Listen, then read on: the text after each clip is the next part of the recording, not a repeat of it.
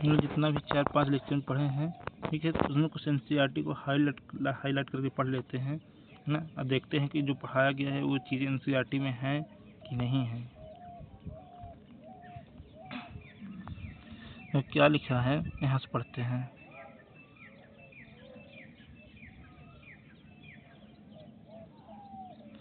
जब आप अपने चारों तरफ देखते हैं, क्या लिखा है, जब आप अपने चारों तरफ देखते हैं तो जीव व निर्जीव दोनों को आप पाते हैं। देखो यहाँ पे सजीव और निर्जीव के बारे में बात कर रहा है, तो सजीव और निर्जीव के बारे में हम शॉर्ट वीडियो बनाए हुए हैं, आप जाकर हमारे चैनल में शॉर्ट वीडियो देखिए, तो वहाँ पे आपको सजीव और निर्जीव में अंतर अच्छे से क्लियर हो जाएगा। फिर लिखा है कि जिस कारण जीव कहलाते हैं और निर्जीव जीव नहीं हो सकते। यहाँ पे लिखा हुआ है सजीव क्या होते हैं, जीव कहलाते हैं, निर्जीव जीव नहीं हो सकते हैं। इस जिज्ञासा का उत्तर तो केवल यही हो सकता है कि जीवन की आधारभूत इकाई जीव कोशिका की उपस्थिति एवं अनुपस्थिति है। हाँ, सभी जीवधारी कोशिका से बने होते हैं। देखो ये पॉइंट जो लिखा हुआ है तो ये कोशिका सिद्धांत में भी लिखा था। इनमें से कुछ जीव एक कोशिका के बने होते हैं। क्या लिखा है इसमें, कुछ जीव क्या होते हैं, एक कोशिका के बने होते हैं जिन्हें एक कोश की जीव कहते हैं, और दूसरे अनेक कोशिकाओं से बने से मिलकर बने हैं जिन्हें बहुकोश की जीव कहते हैं। हम क्या कहेंगे कि जो जीव एक कोशिका से मिलकर बने होते हैं उन्हें एक कोश की जीव कहते हैं, जो अनेक कोशिकाओं से मिलकर बने हुए हैं बहुकोश की जीव कहते हैं। तो यहाँ पे ये पॉइंट हाईलाइट कर लेंगे, बहुकोश की जीव और एक कोश की जीव। तो एक कोश की जीव किसमें रखे गए हैं, प्रोकैरियोटिक कोशिका में, है ना।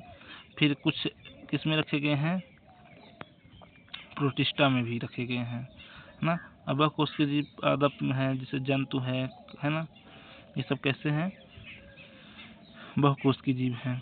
फिर लिखा है कोशिका क्या है, तो कोश की जीवधारी स्वतंत्र अस्तित्व यापन, क्या लिखा है, कोश की जीवधारी स्वतंत्र अस्तित्व यापन करते हैं, जीवन के सभी आवश्यक कार्य करने में सक्षम होते हैं, कोशिका के बिना किसी का भी स्वतंत्र जीवन अस्तित्व नहीं हो सकता है। ये पॉइंट याद रखना, कोशिका के बिना किसी का स्वतंत्र अस्तित्व नहीं हो सकता है।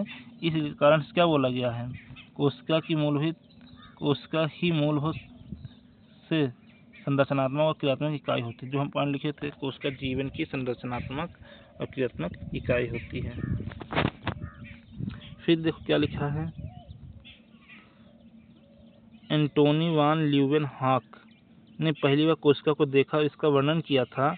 रॉबर्ट ब्राउन ने बाद में केंद्र की खोज की थी, यह भी बताया गया है कि रॉबर्ट ब्राउन ने केंद्र की खोज की थी। सूक्ष्मदर्शी की खोज के बाद, इनके सुधार के बाद फ्रेजेंग-ट्रांस्ट व इलेक्ट्रॉन सूक्ष्मदर्शी कोशिका की विशेष संरचना का अध्ययन संभव हो सका है। तो कोशिका के विस्तृत संरचना का अध्ययन कब हुआ था, जब इलेक्ट्रॉन सूक्ष्मदर्शी की खोज हुई थी।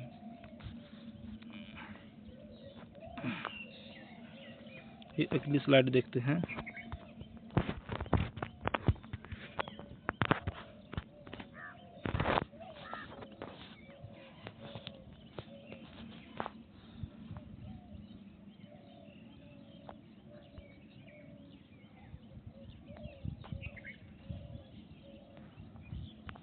फिर लिखा कोशिका सिद्धांत, क्या है, कोशिका सिद्धांत है। तो कोशिका सिद्धांत भी हम पढ़े थे।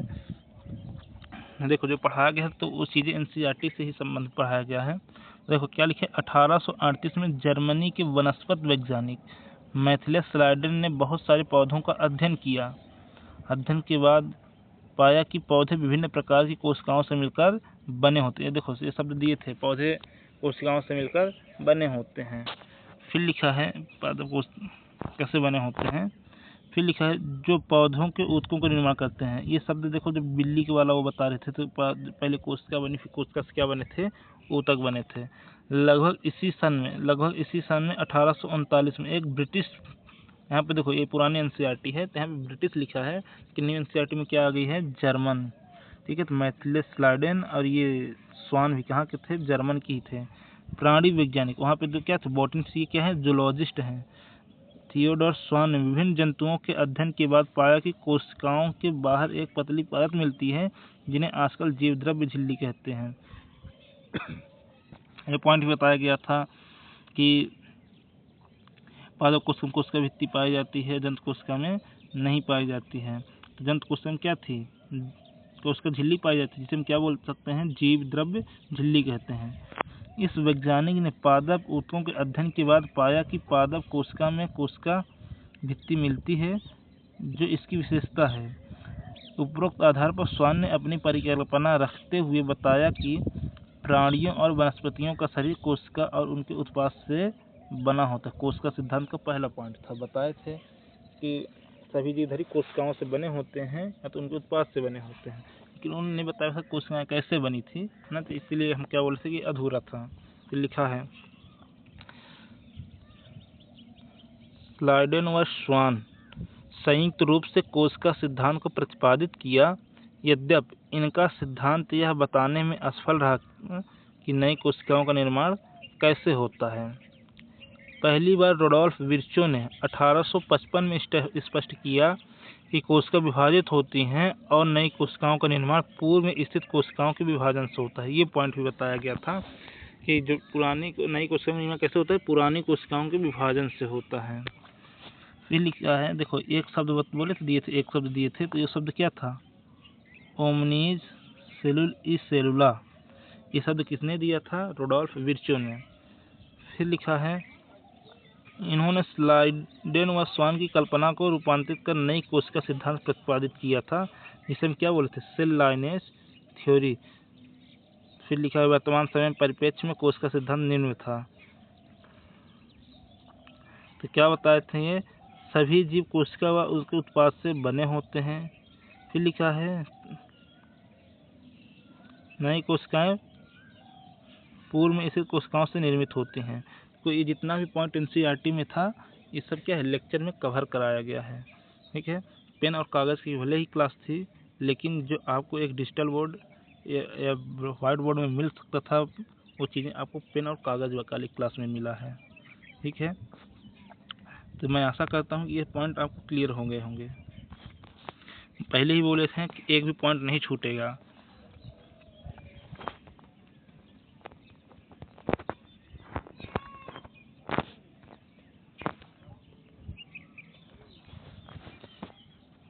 फिर कोशिका का समग्र अवलोकन करते हैं। ठीक है,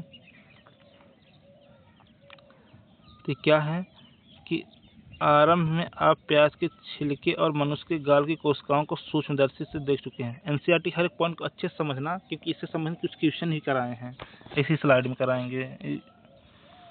उनकी संरचना की वर्णन करें।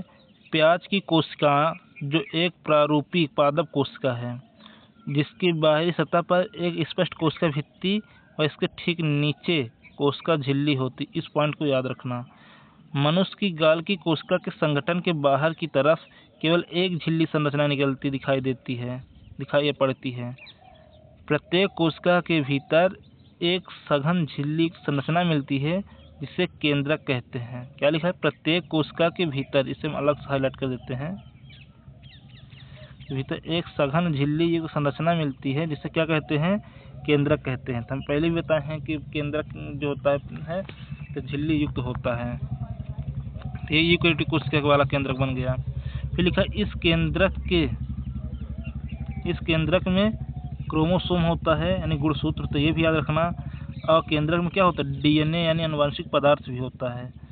जिस कोशिका में झिल्ली युक्त केंद्रक होता है उससे यूकेरियोटिक, और जिनमें झिल्ली युक्त केंद्रक नहीं होता है उसे प्रोकैरियोटिक कहते हैं। देखो इस साफ साफ लिखा हुआ है।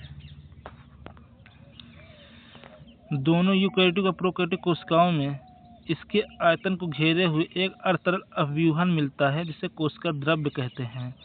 देखो क्या लिखा है? दोनों कोशिकाओं में क्या होता है? घेरे हुए अर्धतरल। अपव्यूह का मतलब क्या होता है? फैलाव, है ना। अर्धतरल का फैलाव मिलता है, जिसे हम क्या कहते हैं? कोशिका द्रव्य कहते हैं। दोनों पादप व जंतु कोशिकाओं में कोशिकीय क्रिया हेतु कोशिका द्रव्य का प्रमुख स्थल होता है ना। और जितनी भी कोशिका के अंदर क्रियाएं होती है कहाँ होती है? सब साइटोप्लाज्म यानी कोशिका द्रव्य के अंदर ही होती है। इसीलिए लिखा गया है कोशिका द्रव्य एक प्रमुख स्थल होता है कोशिकीय क्रियाओं के लिए। कोशिका की जीव अवस्था संबंधी विभिन्न रासायनिक अभिक्रियाएं यहीं संपन्न होती हैं, यानी जितनी भी रासायनिक अभिक्रियाएं कोशिका के अंदर होती हैं सब कहाँ संपन्न होती हैं? तो कोशिका द्रव्य में संपन्न होती हैं। फिर है यूकैरियोटिक कोशिका में केंद्रक के अतिरिक्त अन्य झिल्ली युक्त विभिन्न संरचनाएं मिलती है। देखो प्रोकैरियोटिक कोशिका में केंद्रक झिल्ली नहीं होती और यूकैरियोटिक कोशिका में क्या होती है? केंद्रक झिल्ली होती है, लेकिन इसके अतिरिक्त भी कुछ ऐसे कोशिकांग है ना जिनमें केंद्रक झिल्ली होती है। तो लिखा भी है यूकैरियोटिक कोशिका में केंद्रक के अतिरिक्त अन्य झिल्ली संरचनाएं मिलती है, हम क्या कहते हैं? कोशिकांग कहते हैं, कोशिकांग कहलाती है। जैसे एग्जांपल में क्या है? अंतःप्रद्रवी जालिका जिसे हम ER कहते हैं, यानी एंडोप्लाज्मिक रेटिकुलम। फिर क्या है? सूत्रकणिका जिसे माइटोकॉन्ड्रिया कहते हैं, ये शब्द भी लिखा गया है। सूक्ष्मकाय है। फिर क्या? गोल्जी सम्मिश्रण है, गोल्जी बॉडी है, लयन यानी लाइसोसोम है, रसधानी है। प्रोकैरियोटिक कोशिका में झिल्ली युक्त कोशिकाएं का अभाव होता है। ये पॉइंट भी हम अंतर में क्लियर किए थे। आशा करता हूँ कि ये भी आपको समझ में आ गया होगा। ये देखो ये डायग्राम भी देखे थे, हमारे NCERT का था। ये पढ़े थे कि RBC का आकार कैसा होता है? गोल और 2 अवतली होता है। ठीक है, जब नहीं होता है तो कैसा होता है?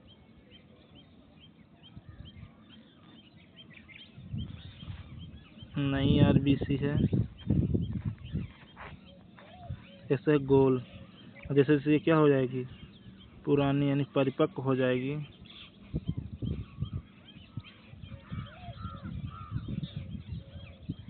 परिपक्व RBC का आकार कैसा होता है? द्विअवतली। कैसा होता है इसका आकार? द्विअवतली होता है। फिर लिखा है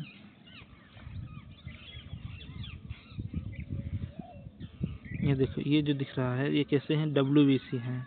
WBC जो है तो इसका आकार कैसा होता है? अमीबाकृत होता है। कैसा होता है? अमीबाकृत होता है ना, इसलिए हम बोलते हैं इसका आकार निश्चित नहीं होता है। इसका जीवन काल कितना होता है? 120 दिन का होता है। ऐसा कितना होता है? 10 से 20 दिन का होता है। फिर ये देखो सबसे लंबी कोशिका लिखाए थे, ये कौन सी कोशिका है? तंत्रिका कोशिका। ये कैसी होती है? शाखित भी होती है और लंबी भी होती है। ये पॉइंट भी लिखा गया था, पहले ही बताए हैं कि पेन और कागज़ को न देखिए पेन कागज़ में पढ़ाया जा रहा है, बल्कि ये देखा जाए कि कंटेंट क्या दिया जा रहा है। देखो ये चीज़ें आपको बड़ी बड़ी क्लास में जब अटेंड करेंगे यही चीज़ें आपको उसमें भी बताया जाएगा। ठीक है,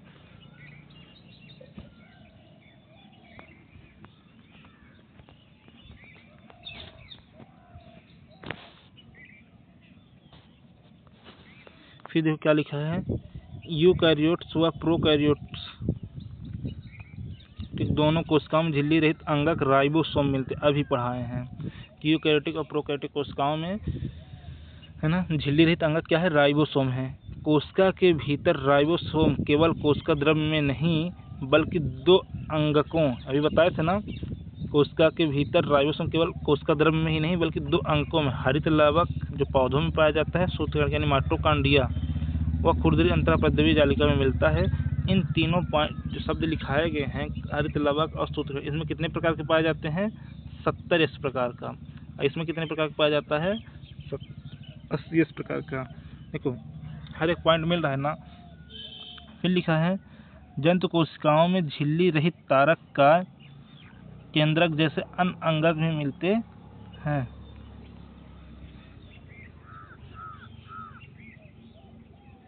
जो कोशिका विभाजन में सहायक होता है।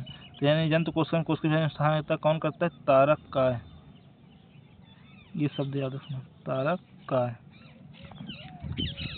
फिर लिखा है कोशिकाएं माप व आकार की दृष्टि से काफ़ी भिन्न होती हैं। उदाहरण के लिए सबसे छोटी कोशिका क्या है? माइक्रोप्लाज्मा, कल बताए थे 0.3 माइक्रोमीटर इसकी क्या होती है? लंबाई। फिर जीवाणु यानी बैक्टीरिया कितना? 3 से 5 माइक्रोमीटर होती है। पृथक की गई सबसे बड़ी कोशिका शुतुरमुर्ग के अंडे के समान है। बहुकोशिकीय जीवधारियों में मनुष्य की लाल रक्त कोशिकाओं का व्यास 7 माइक्रोमीटर होता है। तंत्रिका कोशिकाएं सबसे लंबी कोशिका होती है। बिंबाकार बहुभुजी स्तंभी घनाभ धागे की तरह या असमाकृत प्रकार की होती हैं। कोशिकाओं का रूप उनके कार्य के अनुसार भिन्न होता है। देखो ये सब पॉइंट बताया गया था। केवल एनसीईआरटी को हम देख रहे हैं कि यानी जो पढ़ाया जा रहा है एनसीईआरटी मिल रहा है कि नहीं मिल रहा है ना। आज जितना पढ़े हैं एनसीईआरटी की, जितना 4 लेक्चर में पढ़े थे उतना हम पूरा कवर कर लिए हैं, एनसीईआरटी भी हाईलाइट कर लिए हैं। अब उससे संबंधित कुछ क्वेश्चन कर लेते हैं,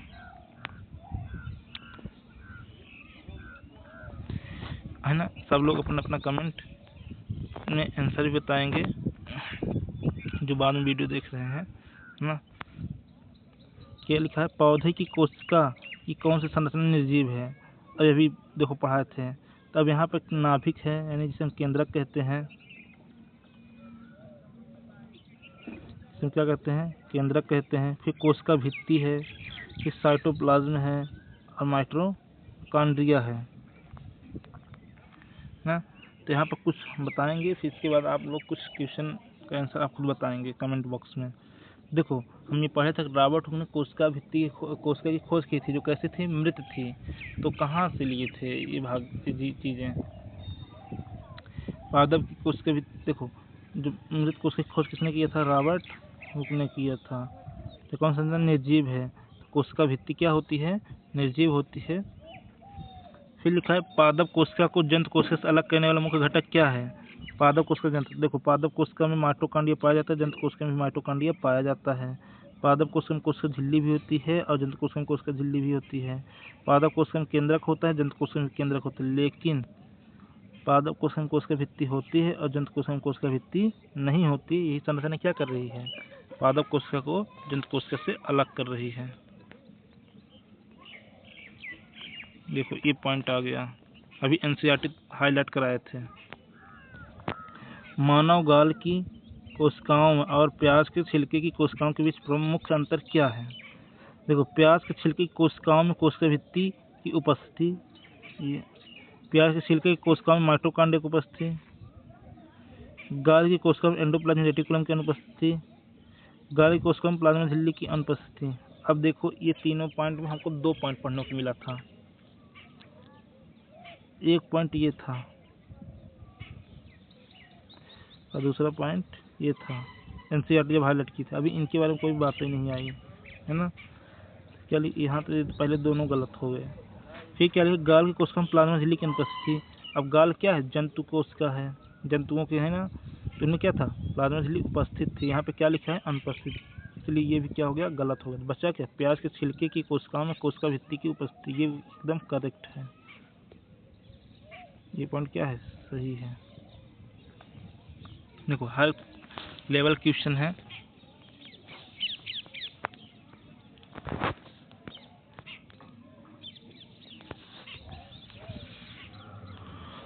फिर लिखा है कोशिका सिद्धांत पर लागू नहीं होता। ये पॉइंट भी लिखाया गया था और बताया भी गया था, समझाए भी थे। कोशिका सिद्धांत तो पढ़ाए थे। कवक क्या था, कवक है, शैवाल है, वायरस है, सूक्ष्म जीव है। कोशिका सिद्धांत निम्न किस पर, देखो कवक भी कोशिकाओं से मिलकर बना था, शैवाल भी कोशिकाओं से मिलकर बना था, सूक्ष्म जीव भी कोशिकाओं से बना। लेकिन वायरस क्या था, न्यूक्लियो प्रोटीन संरचना था। अब बताया गया था कि वायरस क्या है, कोशिका सिद्धांत पर लागू नहीं होता, इसलिए करेक्ट आंसर इसका क्या होगा, तो वायरस होगा। ये क्या है, करेक्ट आंसर वायरस है। फिर लिखा है प्रोकैरियोटिक कोशिका में क्या अनुपस्थित होता है। देखो प्रोकैरियोटिक कोशिका में क्या अनुपस्थित होता है, कोशिका झिल्ली उपस्थित होती है, राइबोसोम उपस्थित होते हैं, साइटोप्लाज्म उपस्थित होते हैं। उपस्थित क्या नहीं होता है, कोशिका केंद्रक झिल्ली क्या होता है, अनुपस्थित होती है। इसका करेक्ट आंसर क्या हो जाएगा, केंद्रक झिल्ली। अभी स्लाइड देखने कितनी है। ये 3 क्वेश्चन होमवर्क है, HW है।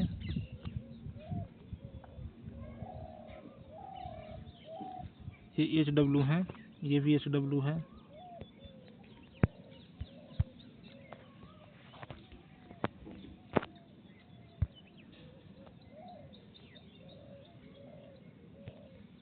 आप लोग इन 3 क्वेश्चन का आंसर कमेंट बॉक्स में बताइएगा और मैं कल इसका हम आंसर क्लियर कर देंगे। Thank you. अगर क्लास अच्छी लगी हो तो वीडियो को लाइक कीजिए, चैनल को सब्सक्राइब कीजिए और कमेंट कीजिए, अपने दोस्तों के पास शेयर कीजिए। यहाँ पर देखो, अगर कोई ये देखे कि पेन और कागज़ में पढ़ाया जा रहा है ना, तो ये उसकी भूल है, क्योंकि हर चीज़ ज़रूरी नहीं है कि अच्छी चीज़ें है ना कि बस बोर्ड रहे तभी अच्छी चीज़ें मिलेंगी। हर कुछ चीज़ें जैसे पेन कागज़ से भी पढ़ाई जा रही हैं, लेकिन आपको वही कंटेंट दिया जा रहा है जो बड़ी बड़ी क्लासों में आपको मिलता है, यानी बड़े बड़े टीचरों के द्वारा वही यहाँ भी दिया जा रहा है कंटेंट। ठीक है, तो आप लोग अच्छे से पढ़िए। जब चैनल का नाम दिया गया है द बालाजी पाठशाला, तो उस हिसाब से पढ़ाया भी जाएगा। Thank you.